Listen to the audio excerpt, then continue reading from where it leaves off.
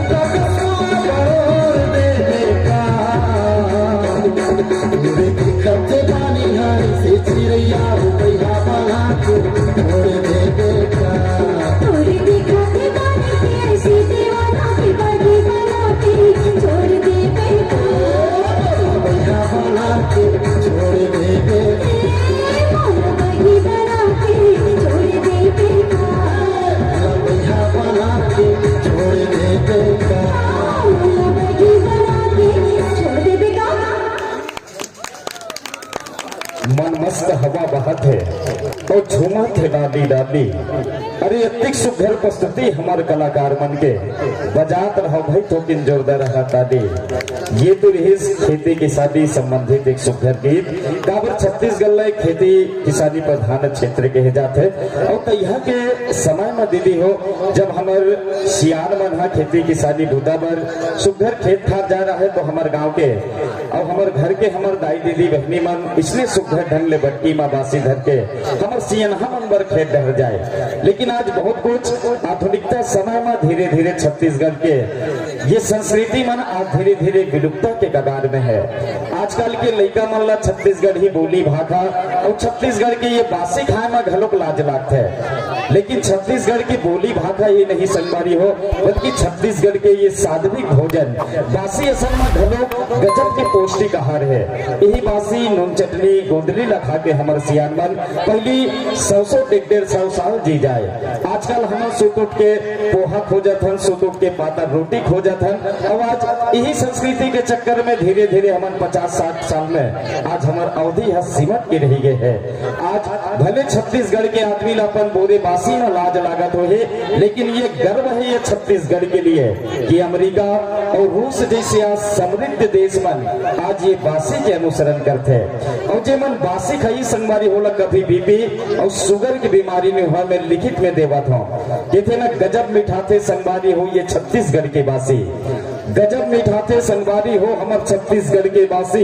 अजी यही हमार बर तीरथ गंगा और यही हमार बर काशी। के दिल ले खाबो जी हमन खीर पूड़ी और के दिल ले रांधबो हमन सोहारी। अरे सबसे अच्छा सबसे बढ़िया हमार छत्तीसगढ़ के बासी और यही हमार बर तीरथ गंगा और यही हमार बर काशी। साग सब्जी के तो कामे नहीं है अजी दही मही सन नून मिर्चा और गोंदली जेकर संगवारी गजब मिठाते भैया ये छत्तीसगढ़ के वासी, गजब मिठाते संगी मोर छत्तीसगढ़ के वासी। तो अब ये छत्तीसगढ़ के संस्कृति के साथ सदा हम जुड़े रहन।